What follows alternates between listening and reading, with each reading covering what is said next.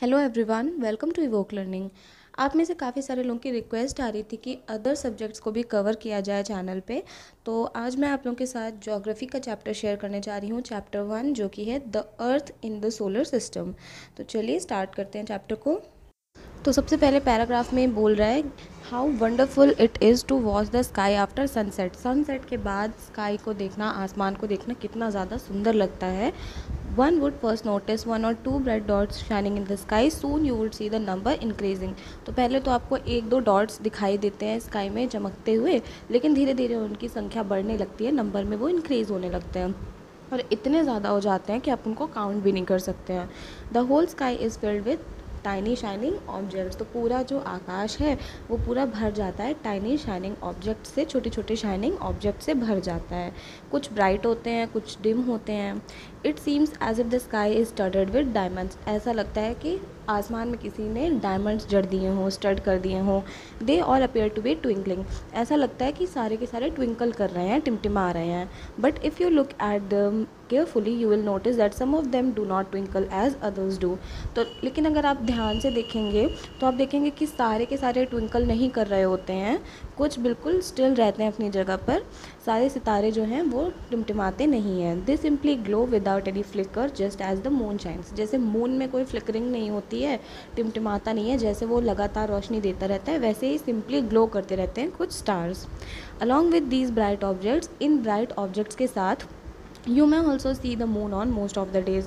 काफ़ी ज़्यादा दिनों पर आपको मून भी देखने को मिलता है, लेकिन कुछ दिन ऐसे होते हैं जहाँ पर आपको मून देखने को नहीं मिलता है। It may however appear at different times in different shapes and at different positions.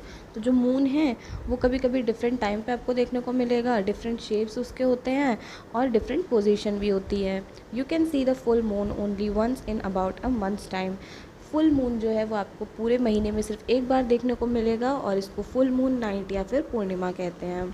A fort night letter, यानी कि फोर्ट नाइट का मतलब होता है लगभग 2 वीक्स का टाइम, ठीक है।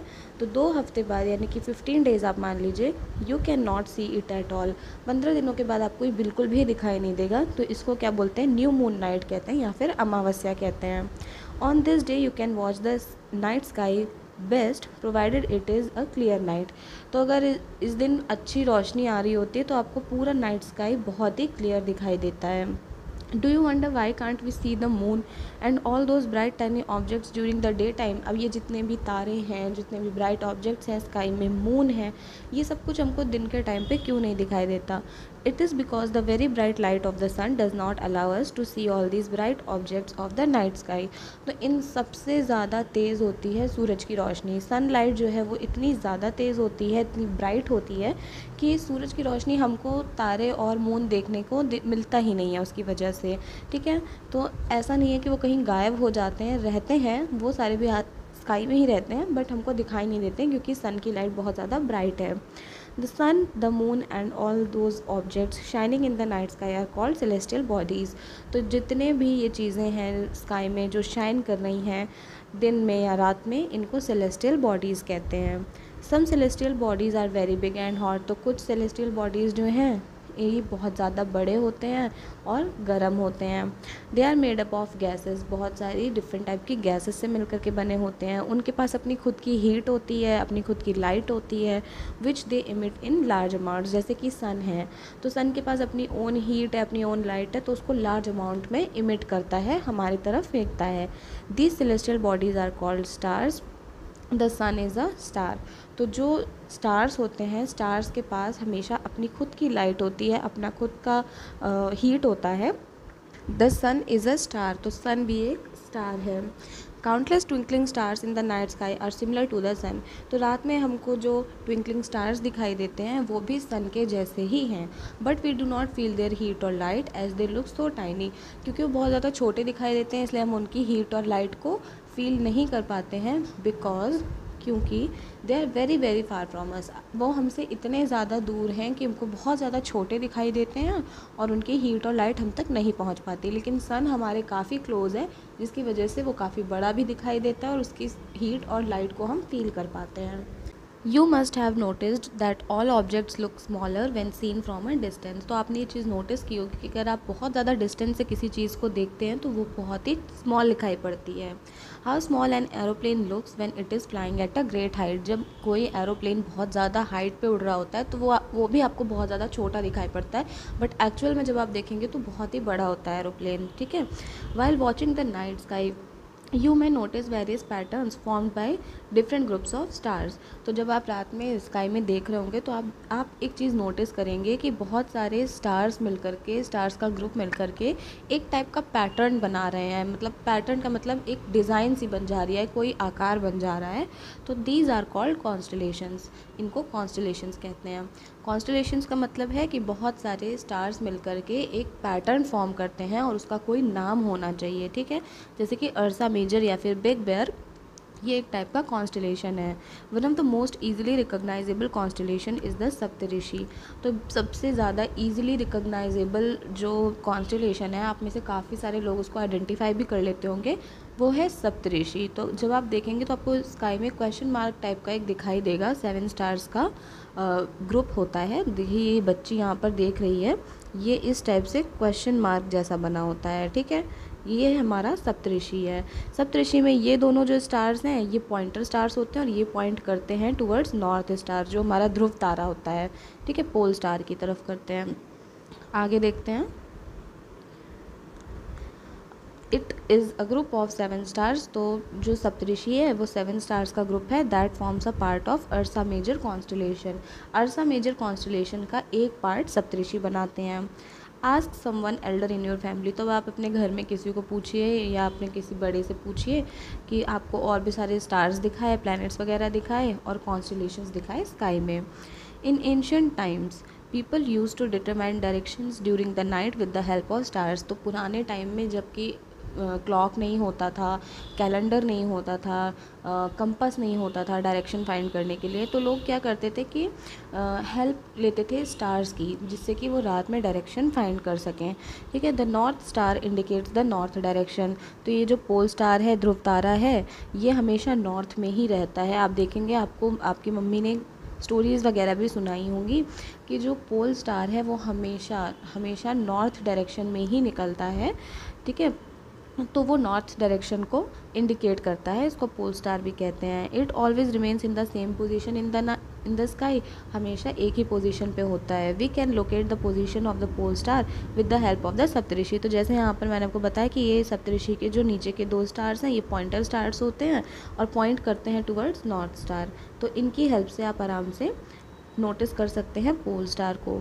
You will notice that if an imaginary line is drawn joining the pointer stars and extended further, it will point to the pole star. तो सबसे ज़्यादा चमकता हुआ तारा होता है पोल स्टार। तो आप जब पॉइंटर स्टार्स की हेल्प से लोकेट करेंगे तो आपको ईजिली दिखाई दे जाएगा। Some celestial bodies do not have their own heat and light. तो अभी तो हमने पढ़ा कि कुछ सेलेस्टियल बॉडीज़ के पास अपनी ओन हीट और लाइट होती है और वो स्टार्स होते हैं, लेकिन कुछ सेलेस्टियल बॉडीज़ ऐसी होती हैं जिनके पास अपनी हीट और लाइट नहीं होती है। They are lead by the light of the others. उनको दूसरे सेलेस्टियल बॉडीज़ से लाइट मिलती है, तो ऐसी बॉडीज़ को प्लैनेट्स कहते हैं। The word planet comes from the Greek word planetai which means wanderers। तो planet जो वर्ड है ये ग्रीक भाषा से लिया गया है। ग्रीक भाषा का वर्ड था planetai, तो उससे निकल करके planet आया है और planetai का मतलब है wanderers, यानी कि इधर उधर घूमने वाले। The earth on which we live is a planet। हम अर्थ पर रहते हैं और अर्थ एक planet है। It gets all its heat and light from the sun which is our nearest star. तो सन जो है वो हमारा सबसे ज़्यादा करीबी स्टार है, बहुत पास में है, तो हमको पूरी हीट और लाइट जो हमारी पूरी लाइफ चल रही है वो सन की वजह से ही चल रही है। If we look at the earth from a great distance say the moon, it will appear to be shining just as the moon. अगर मून से आप अर्थ को देखेंगे तो आपको बहुत ज़्यादा चमकती हुई दिखाई देगी, जैसे कि हमको यहाँ से मून दिखाई देता है। The moon that we see in the sky is a satellite. जो हम मून देखते हैं स्काई में वो एक्चुअली में कोई प्लैनेट नहीं है, बल्कि वो एक नेचुरल सैटेलाइट है। It is a companion of our earth and moves around it. तो ये एक तरीके से हमारे प्लैनेट अर्थ का बहुत अच्छा कंपेनियन है, फ्रेंड है, और इसके चक्कर लगाता है, इसके राउंड रोटेट करता है। Like our earth there are 7 other planets that get heat and light from the sun, some of them have their moons too. तो क्या है कि जैसे कि हमारी अर्थ एक प्लैनेट है, वैसे ही 7 अदर प्लैनेट्स भी हैं, और इनको जो हीट और लाइट है वो सन से ही मिलती है। तो इनमें से कुछ प्लैनेट्स ऐसे हैं जिनके पास अपने खुद के मून भी हैं।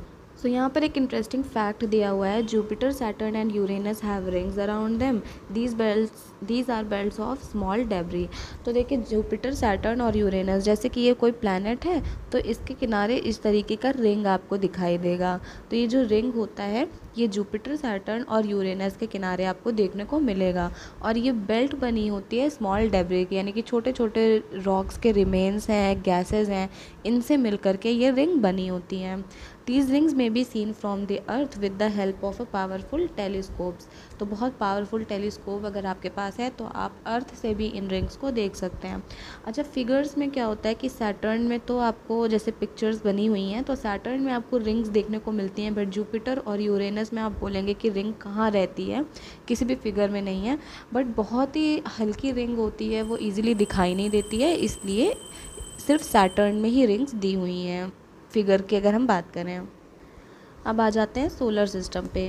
The sun, 8 planets, satellites and some other celestial bodies known as asteroids and meteoroids form the solar system. We often call it a solar family with the sun as its head। अब कौन कौन मिलकर के बनाते हैं solar system को?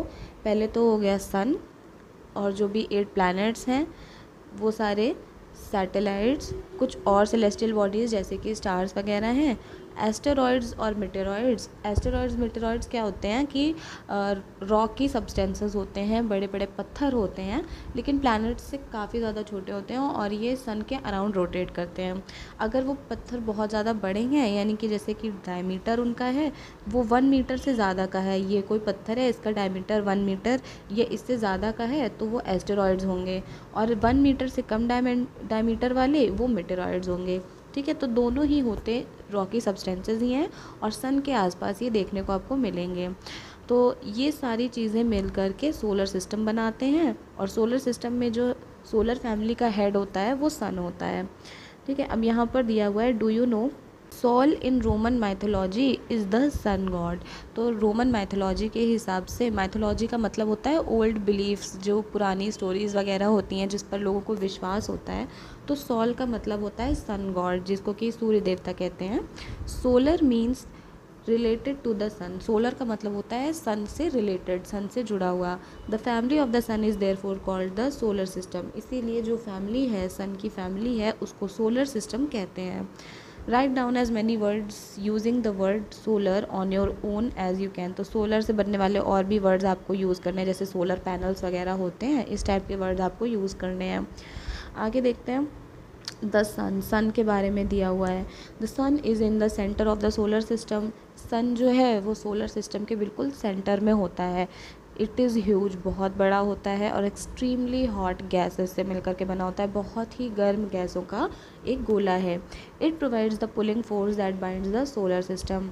तो इसका जो पुलिंग फोर्स है सन का, ये पूरे सोलर सिस्टम को बाइंड करके रखता है, यानी कि इसका खिंचाव इतना ज़्यादा है, फोर्स इतना ज़्यादा है कि पूरा सोलर सिस्टम इससे जुड़ा रहता है।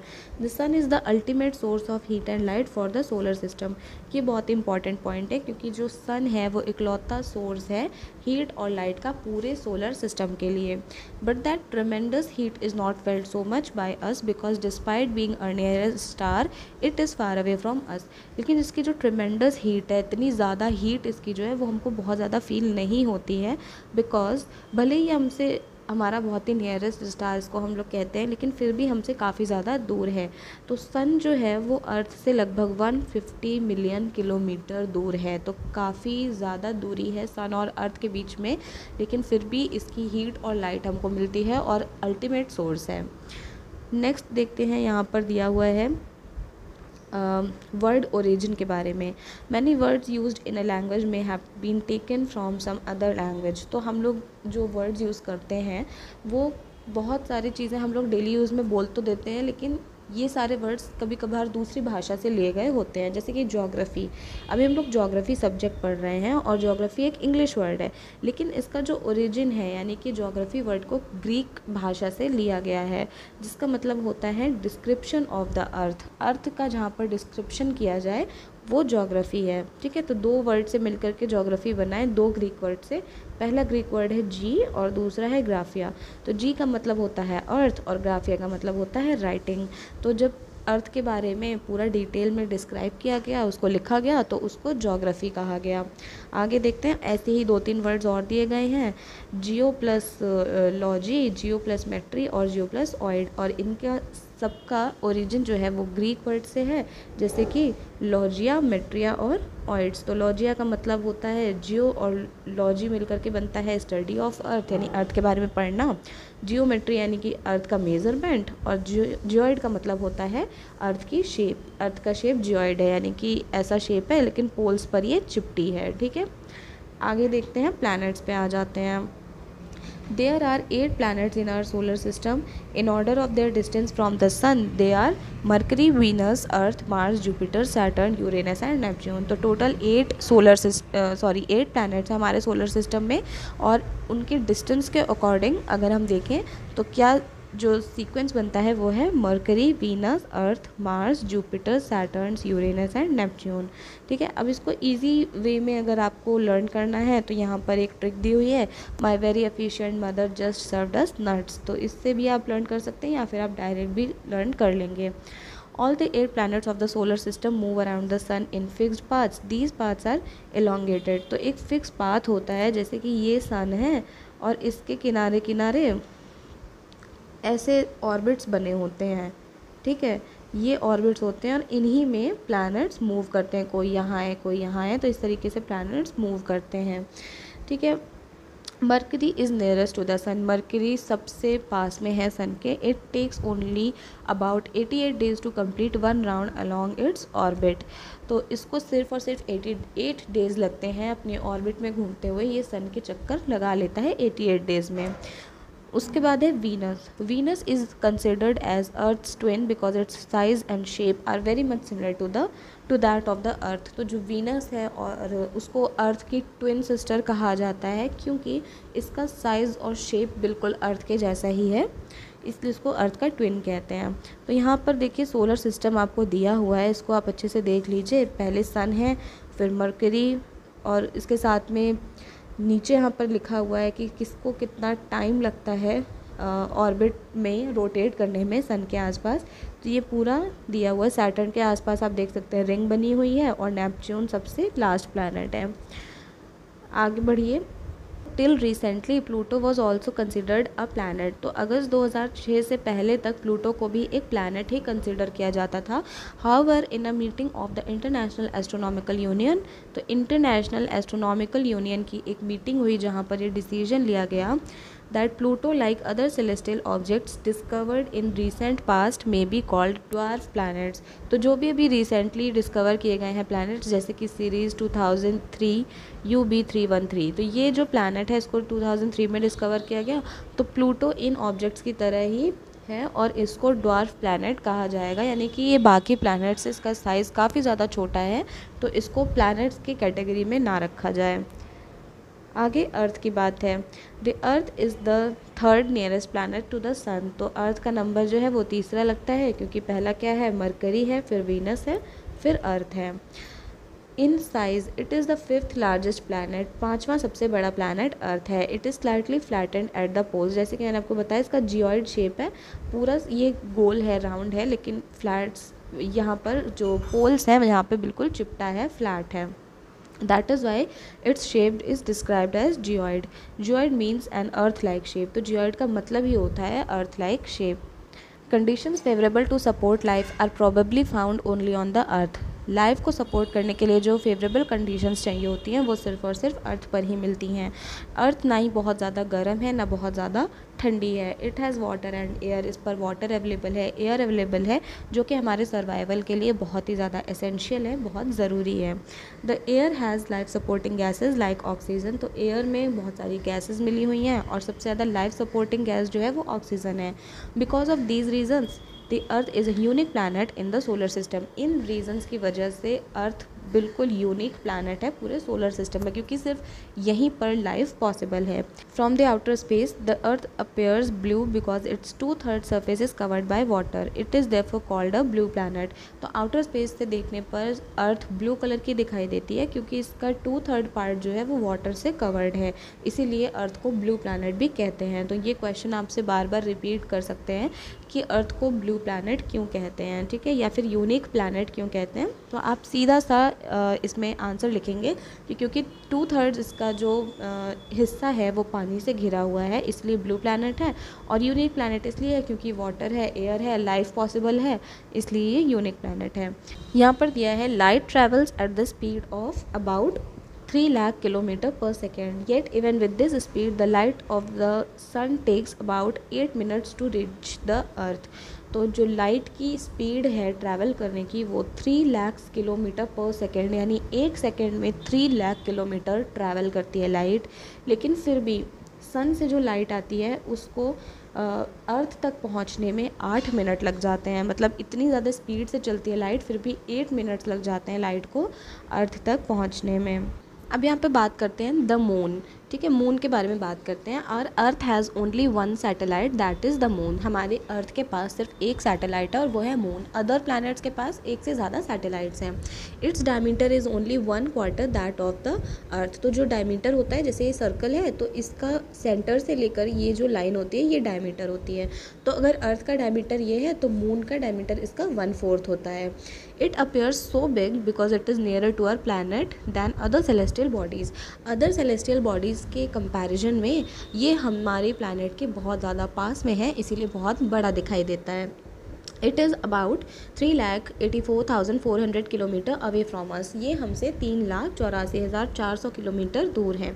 तो आप कंपेयर कर सकते हैं कि अर्थ से सन का कितना डिस्टेंस है और मून का कितना डिस्टेंस है, ठीक है। The moon moves around the earth in 27 days. Moon क्या करता है, अर्थ के चक्कर लगाता है 27 डेज़ में। वो एक राउंड कंप्लीट कर पाता है, एक रेवोल्यूशन कंप्लीट कर पाता है, ठीक है, एक रेवोल्यूशन कंप्लीट करेगा।